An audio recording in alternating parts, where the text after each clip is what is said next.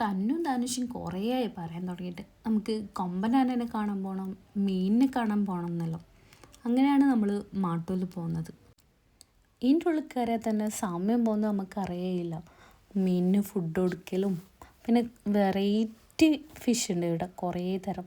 പിന്നെ കുറേ തരം ബേർഡ്സ് ഉണ്ട്, കുറേ ടൈപ്പ് ഓഫ്. തനുവിന് ഇതെല്ലാം കണ്ടിട്ട് ഭയങ്കര എക്സൈറ്റ്മെൻ്റ് ആയിരുന്നേ.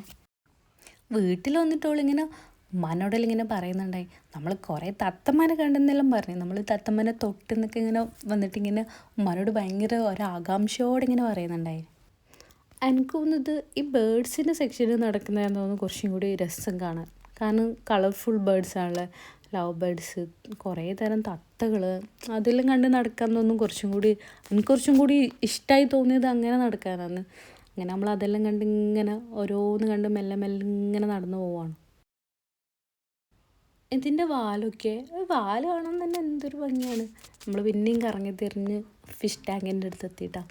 അവിടെയും കുറേ നേരം തന്നും ധനുഷും ഇങ്ങനെ ഫിഷിനെ നോക്കിയിട്ട് നിന്ന്. ഞാനും കുറച്ചിങ്ങനെ ഫുഡ് കൊടുക്കുന്ന പോലെയെല്ലാം ആക്കിയിട്ട് കുറച്ച് വീഡിയോ എല്ലാം എടുത്ത്.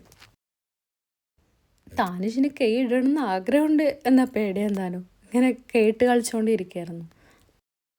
പിന്നെ നമ്മൾ കഥയിലും പിന്നെ ചിത്രങ്ങളിലൊക്കെ കണ്ട പോലെയുള്ള കടലിൻ്റെ അടിയിലുള്ള ഈ ഭയങ്കരമായിട്ട് പവിഴദ്വീപ് എന്നെല്ലാം പറയുന്നില്ലേ, അതുപോലത്തെ ഒരു സ്ഥലമാണ് ഇവരിവിടെ സെറ്റ് ചെയ്ത് വെച്ചിട്ടുള്ളത്.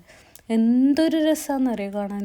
കുറേ കളർഫുൾ മത്സ്യം. താനിഷിനൊന്നും ഇങ്ങനെ കണ്ടിട്ട് അതിനെല്ലാം എടുത്തു പോരാനുള്ള കളിയായിരുന്നു.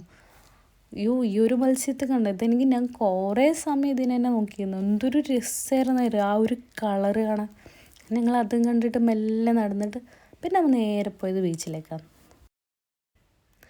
കടൽ തരുന്ന ഒരു ഫീല്, അതിപ്പോൾ എത്ര ആൾക്ക് ഇത് റിലേറ്റ് ചെയ്യാൻ പറ്റുമെന്ന് അറിയില്ല. എനിക്ക് ഈ കടലിൽ ഇറങ്ങുന്നതും കടൽ കാണുന്നതും വേറെ തന്നെ ഒരു സന്തോഷമാണ്. എത്ര കണ്ടാലും മതിയാവുകയും ചെയ്യില്ല. തന്നും ധനുഷും പിന്നെ അതിൽ കടലിങ്ങനെ അർമാദിക്കായിരുന്നു. ആ ചുവപ്പ് സൂര്യനും പിന്നെ കടലും അത് നോക്കി എത്ര നിന്നാലും മതിയാവില്ല.